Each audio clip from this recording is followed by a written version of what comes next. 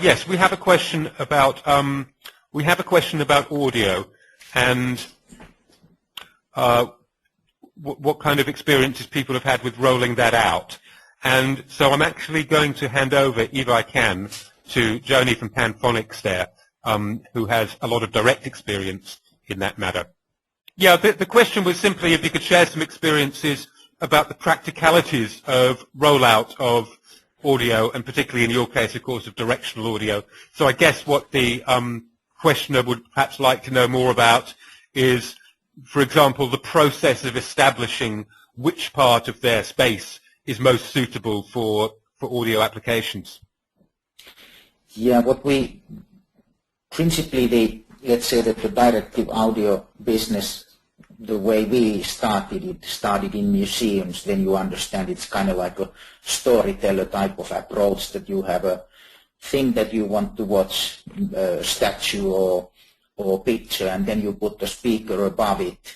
Then the directivity is very controllable, even in a museum with a very low ambient noise level. And from there we switched partly to digital signage, which in the beginning also only meant that you put the screens into shopping centers or retail shops, and then you put the speaker either above it or below it, and basically shoot the audio towards the aisles where the people are walking.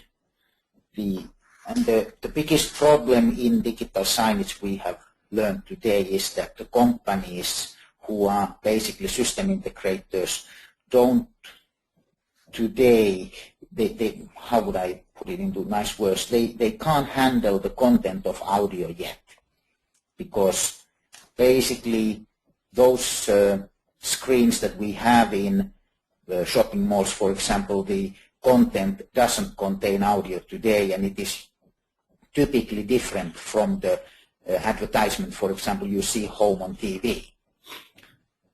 So principally the big change in digital signage, when you put audio into it, it means that the content has to be basically, you don't handle only picture, you have to handle audio also. And in direct audio there are some requirements, for example, of normalizing the sound. We don't have bass, of course, because the low frequencies are non-directive, and our speaker is very good in the spoken language, so between, let's say, 1000 to 4000 hertz. But when you play music, our speaker is not that good, and that is also the same with all other techniques that you are using for directive audio. Great. Actually, yeah, that makes sense. Yeah. Great. Yeah. So principally, there is a difference between a dynamic speaker that you use at home and directive audio speaker. We can make a clear audio, very easily understandable, and we can shoot it a long way. But then you have to accept that there is no bass, and it is not a hi-fi system. Great. Thanks for that, Joni. I hope that answers the original.